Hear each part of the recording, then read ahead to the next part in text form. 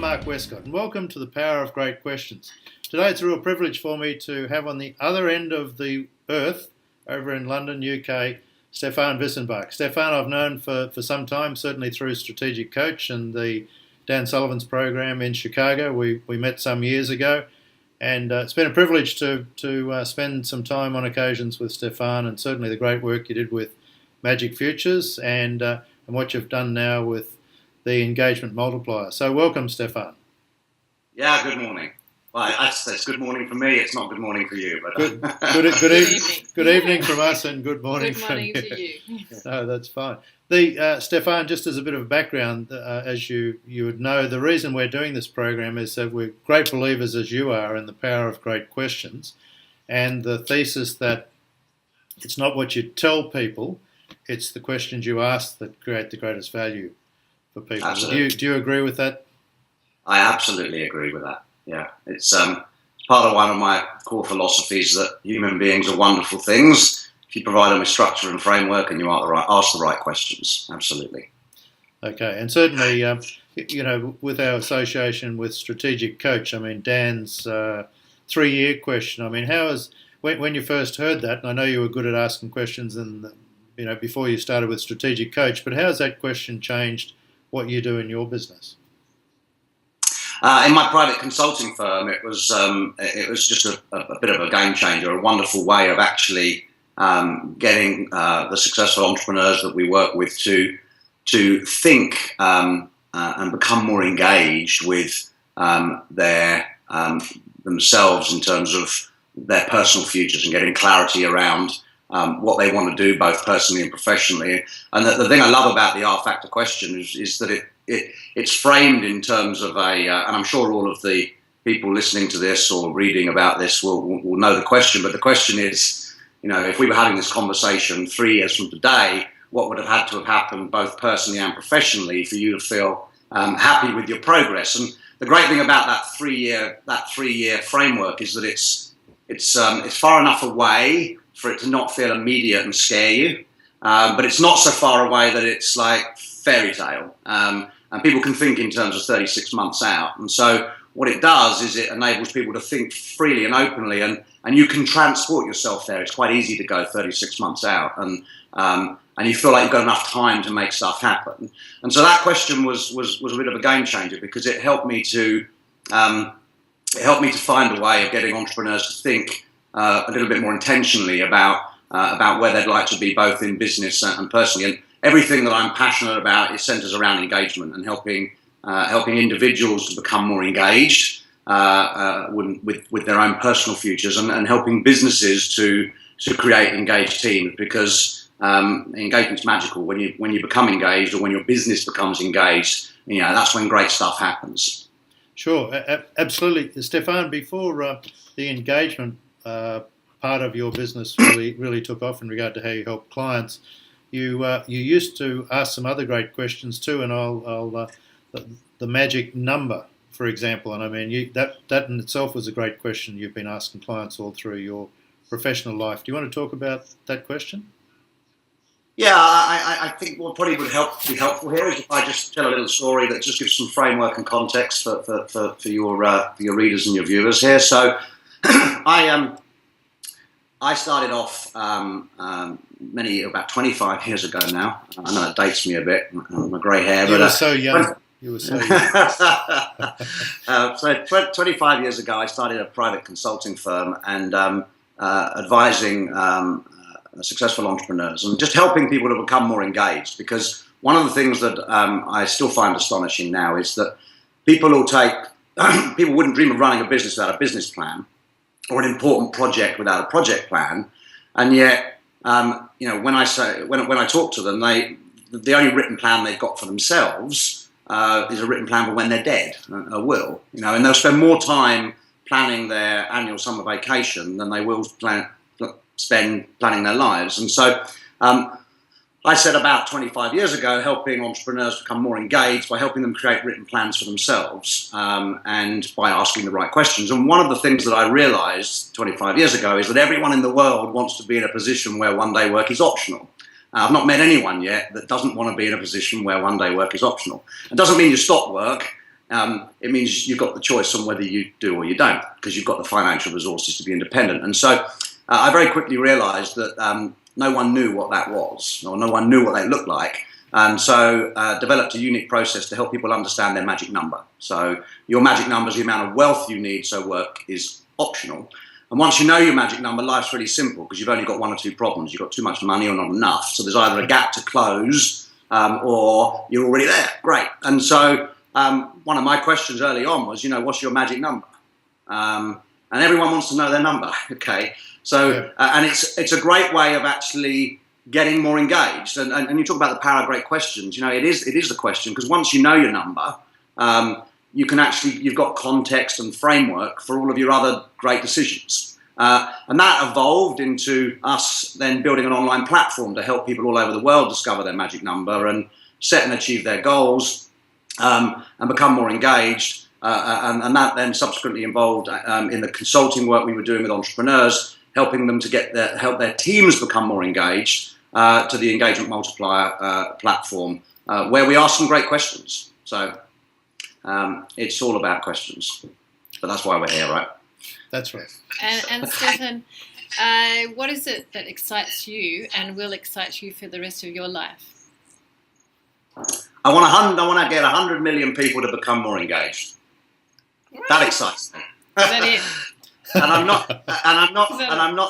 not sat on a cloud getting a wet bottom. I mean, we're going to do this. I mean, it's the most exciting time right now for me in my entrepreneurial journey. We've recently gone live to market with the Engagement Multiplier program. We had a period last year where we worked with about 50 companies across America. We had incredible results in our beta phase, and literally just a few weeks ago we went live to market. So it's a very exciting time right now. I'm excited. Yeah, it's all about engagement. 100 million, that's a fabulous number, and I'm sure you're well on the way to that already. Have you got a time frame for that? I'd like to do that within 5 years. Fantastic. It's amazing. Very big goal.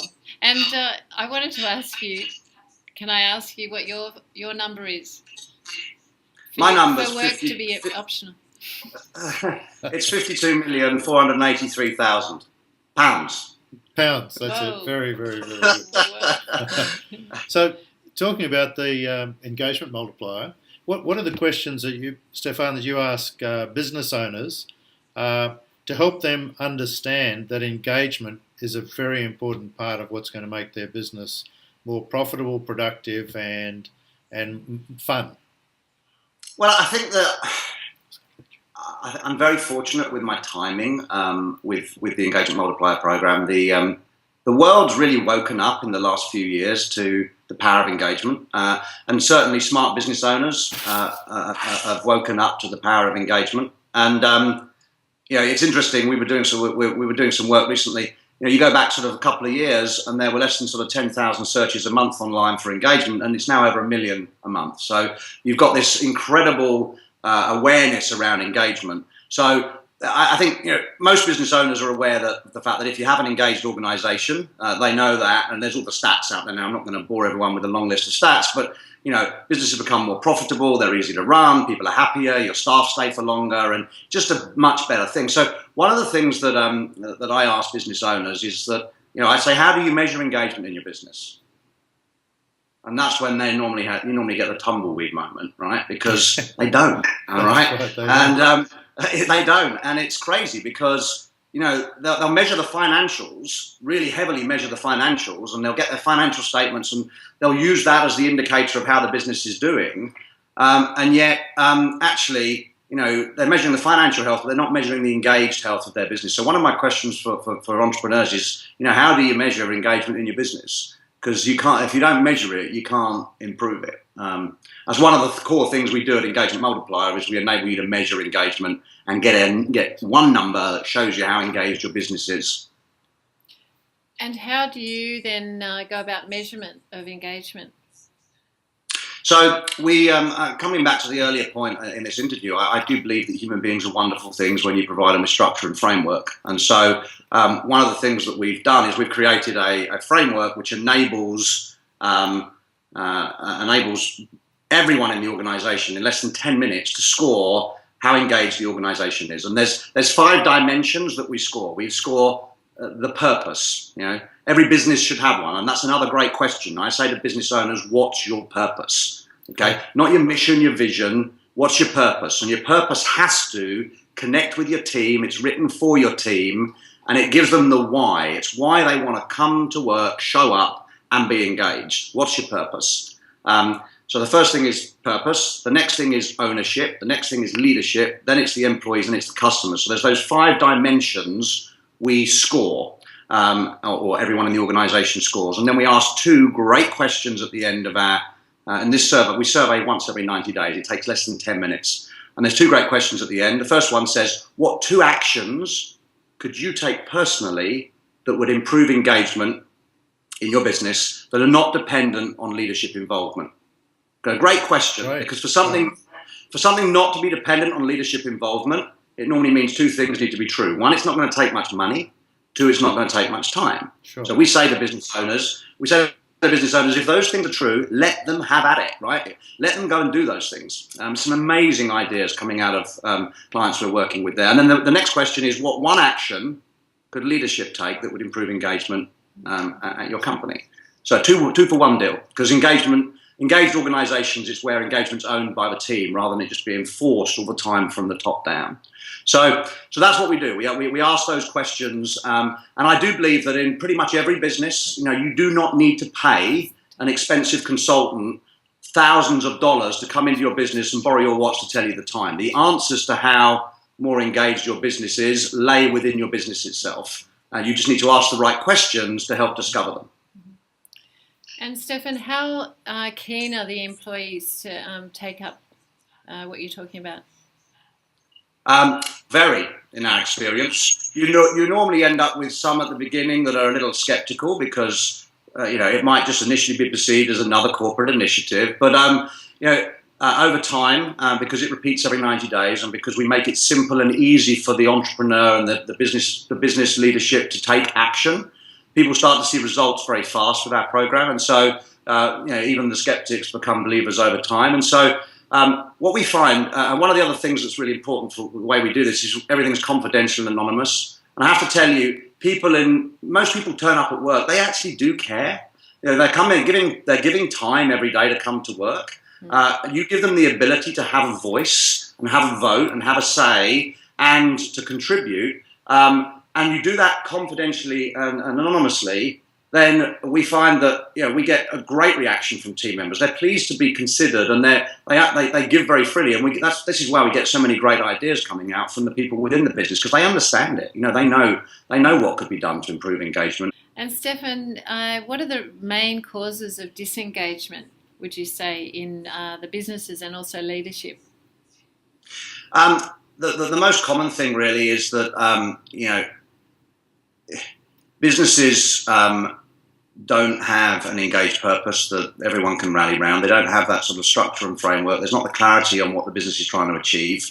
Another great question that we ask is, what action are you taking as a business owner to ensure that your team members' goals are understood and aligned with your business's goals? Okay, so most businesses don't do that. It's crazy, because when you do that, you get this really powerful alignment. And if people can be achieving what's important to them by coming to work in your business every day, and you can be supporting and facilitating that, then that's when great stuff happens. So disengagement often comes because people don't have. There's not a purpose that they can rally around. Their own goals are not aligned with the business's goals. And there isn't a feedback mechanism, and they're not really, their opinion isn't sought. Okay, people want to give their views and be part of something. They're giving a lot of time. That's right. People work for their own reasons, not for your reasons, don't they? So all the employees turn up because they've got a reason that they want to achieve something. Stefan, one of the other things that I know you're doing with Dan is Dan Sullivan is doing some podcasts, and when are they starting? And tell me, what's the address for them? The Engagement Multiplier program, we're running a series of podcasts called The Engaged Organisation. We've recorded a number of those now. We'll be going live with those in the next few weeks, and you'll be able to find those by searching for Engaged Organisation, and also there'll be information on those via engagementmultiplier.com. So all the resources will be available from there. Thanks, Stefan. Just back on the thrust of the power of great questions. You've been inspired also by Peter Diamandis at the session that he runs each January, and the name has just absolutely flown out the door, so I've forgotten what that's Abundance 360. Abundance 360, that's right. Now, you must be when you go to that session in January each year, you must be really challenged with some great questions that really stretch you a mile from where you started. Do you want to talk about some of the things you've gained from attending that conference? Yeah, absolutely. I mean, it was very valuable for me in terms of the work that we're doing with Engagement Multiplier, because when you set a goal, Peter Diamandis talks about having an MTP, or a massive transformational purpose. What's your MTP? I talk about with business owners, what's the purpose? And in Peter's terms, because he's thinking so big all the time, it's what's your massive transformational purpose? And so for me, my massive transformational purpose is 100 million people, right? So help 100 million people become more engaged. Well, how do you do that? Well, you need to help. The quickest way, rather than doing it one person at a time, is to help organisations all over the world become more engaged, because every business owner wants an engaged organisation, for all the reasons that we know, more profits, easier to run, etc. Sure. So one of the things that Abundance 360 did for me was it helped me to think in terms of how you build an exponential organisation. I remember the very first time I went to LA to see Peter and listened to Salim Ismail talking about how you build an exponential organisation. Once again, there was a structure and a framework. There was, that they talked about sort of some of the key things that need to be true. And so with Engagement Multiplier, we've done exactly that. I mean, we've built the business so that we have this very robust digital platform that we've invested millions of dollars in building. But in order to actually grow exponentially, the way that we're distributing Engagement Multiplier is through approved partners all over the world that want to help other people create engaged organizations. And so Peter's been very helpful in helping me think about how you could actually create something of value that will make a real difference in the world, and then get it out there and make it scale. I was in London yesterday, and I used Uber, for example. That's a business that's gone from nothing to sort of over 20 billion valuation, and what a cool idea. And that's another exponential organization. So that's where Abundance 360 has been really valuable in terms of stretching your thinking and getting your thinking in terms of what could you do that would have an exponential impact. And that in itself, Stefan, is a great question, isn't it? Asking that question of yourself, what is it that you could do that would have an exponential impact, is, I've really enjoyed our chat today, because the thing, you just keep throwing out little statements which are actually really powerful questions, really powerful and great questions. So it's been fun. But sorry. No, I was going to ask one more question. So you, when you go to organisations and find out how engaged, your tool of measurement, then where do you send people then? Do you do the engagement programs, or is there areas, expertise that you send the businesses? Okay, no, great question. It's great question. She's good like that. We don't go into any businesses, okay? We go nowhere near them, and we don't need to, because all of the answers to how to improve engagement lay within your business. If you're a business owner listening to this, the answers to how to make your business more engaged are already there. You just need to ask the right questions to get them unlocked. So it's the whole reason we built Engagement Multiplier. It's a digital platform. Anyone, anywhere in the world can just go to Engagement Multiplier, register, and what immediately happens is that we made it really easy to launch. It's all digital. We provide advice and guidance. It can be set up really quickly. You can be up and running literally within days. And then every 90 days, digitally, the whole organization is confidentially and anonymously able to participate in the survey program. Everything's then packaged and analyzed by our digital platform, and it creates a score.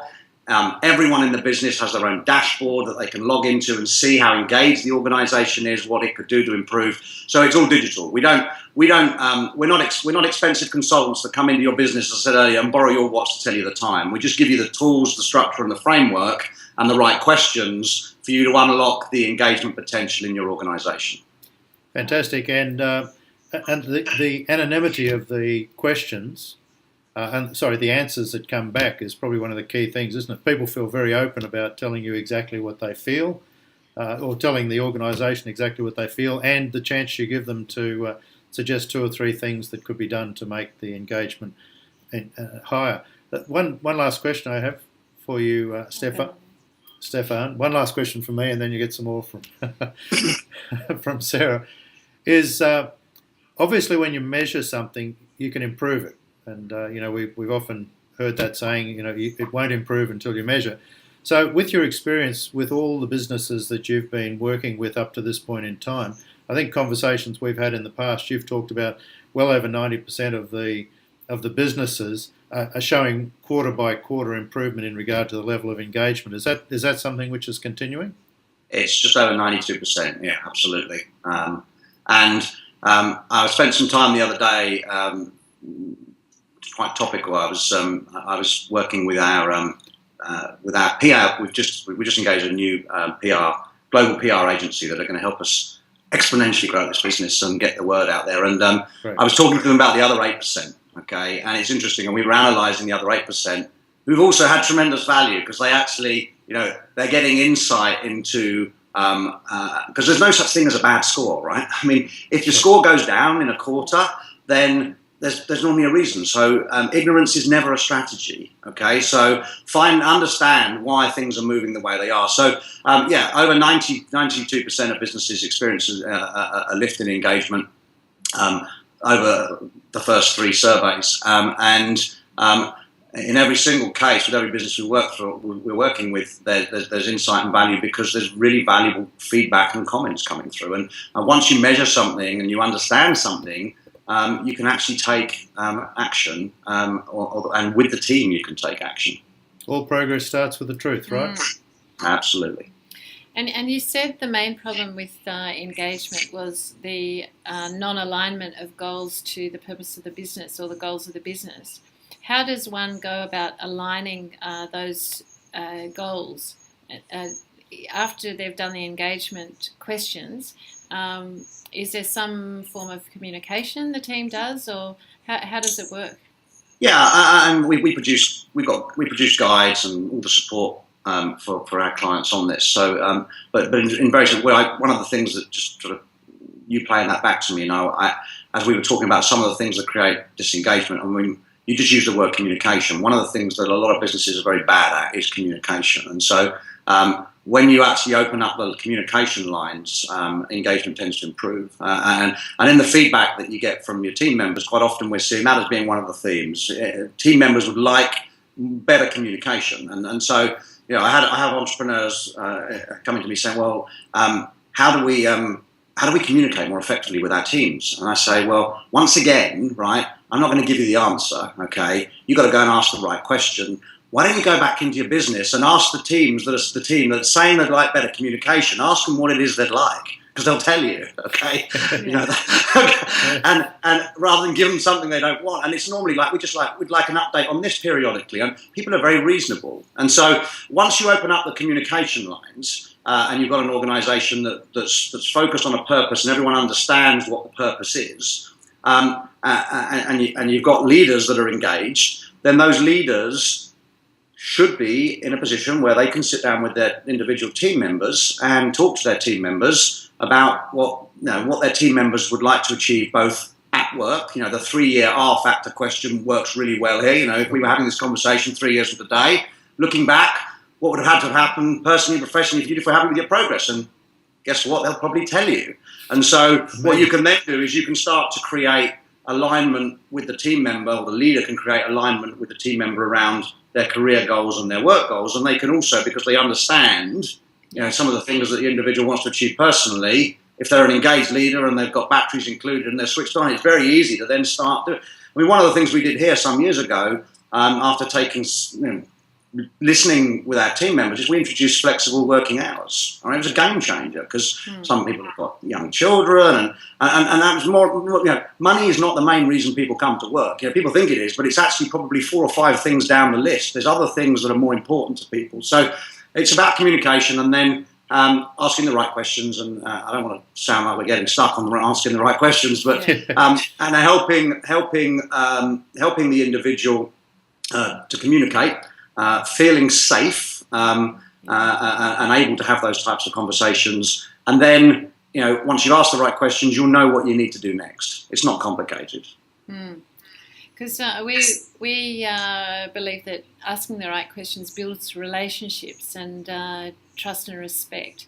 So if there's more communication and trust and respect is another thing that comes into it, empathy and emotional intelligence. If the leader, do you find it revolves around a leader being empathetic and emotionally intelligent?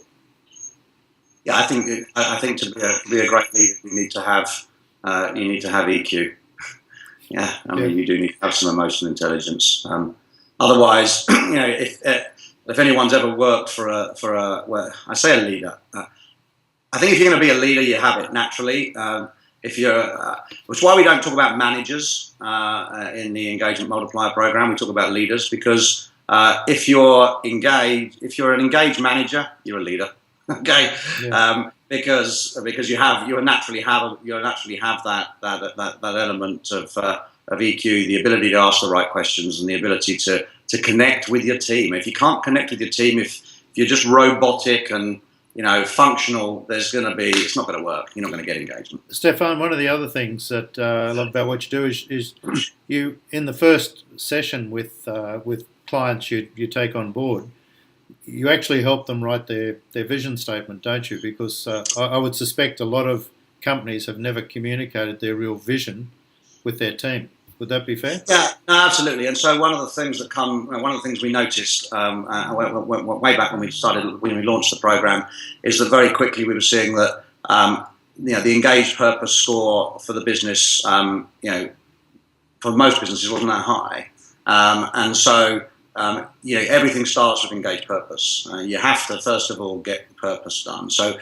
we created a guide that makes it really easy for you to create an engaged purpose. And guess what? It's not written for the customers because they don't really care. You get these companies that they sort of have these big statements that they sort of want to push out to customers. Customers, they want to feel valued, they want to have a great experience, but they don't really care about what your purpose is. And then I look at other ones, and I saw some clients recently, and they said, our engaged purpose is we want to grow this business to 20 million. I said, well, great for you, but your team don't care. That's very self-serving, right? I mean, it's great that they come somewhere to work where it's safe and they're going to be, they're going to continue to have the business is stable, but actually don't write the vision for you about how rich they can make you.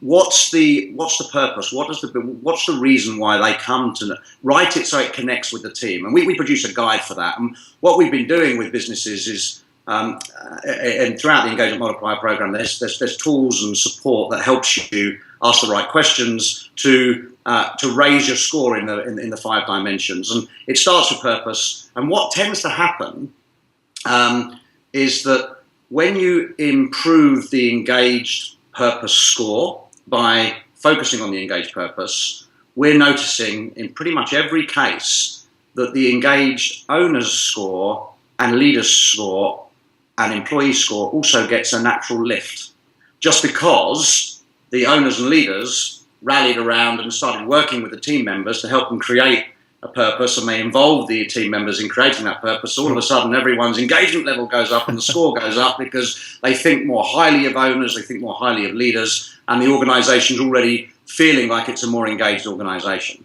Yeah. And there's been communication, and people feel wanted and loved and all those sorts of things. It's really simple. Yeah.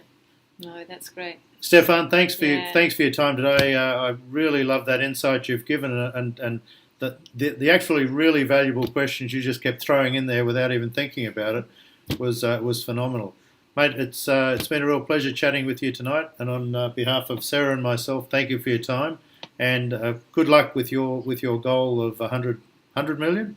100 million. You heard it here. 100 million more engaged people in the world. That can only the multiplier effect of that can only be phenomenal. So, mate, thank you for your time, Stefan. No, thanks for the opportunity. It's been great talking to you. Thank you.